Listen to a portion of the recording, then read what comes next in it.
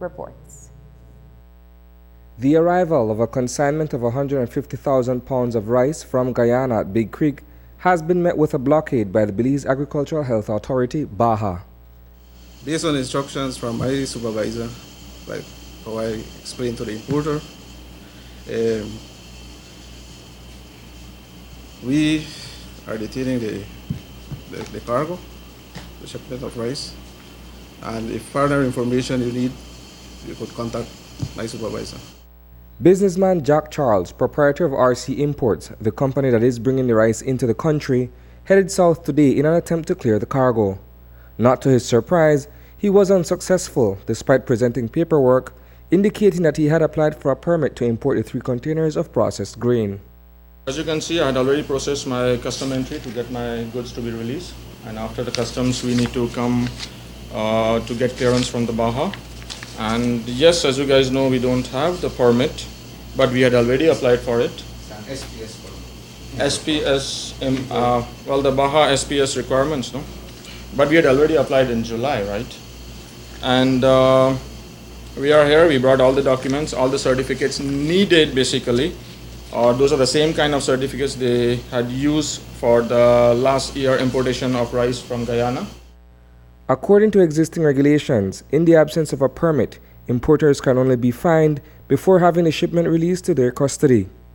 Regional Trade Specialist Sergio Garcia, who represents RC Imports, elaborates. This is where an importer of regulated commodity or product fails to produce an import permit for such regulated commodity or product as prescribed under Regulation 6, in the presence of supporting documents such as the phytosanitary certificate, certificate of origin, he shall be liable to an administrative penalty of $200 per consignment in addition to an inspection fee of $100, which would have been applicable in this position. Why? Because we have applied for a permit.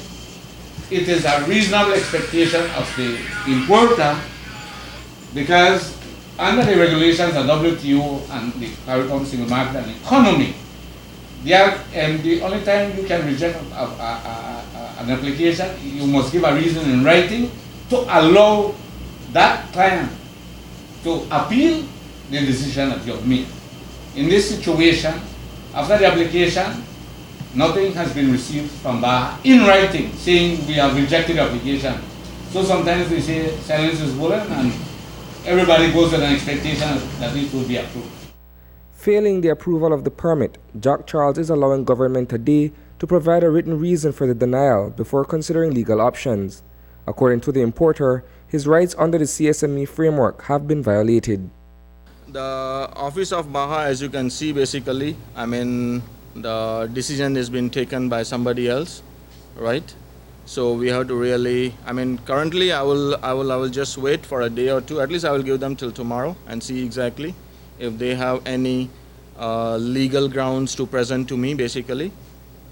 But again, as I said, if they had the legal ground and they know the rice is coming on Thursday, from last week they know this rice is coming from Thursday, then I was more hoping that as I entered the BAHA office, along with the decision, I would have been just given a paper, right, with my hand saying that, you know what, here it is, these are our grounds to hold it, and walk out. We don't have to really stand over there for next 45 minutes and argue, discuss and all those things. But even after that one, we really did not, actually we did not get no kind of grounds in black and white, no section, no chapter, nothing.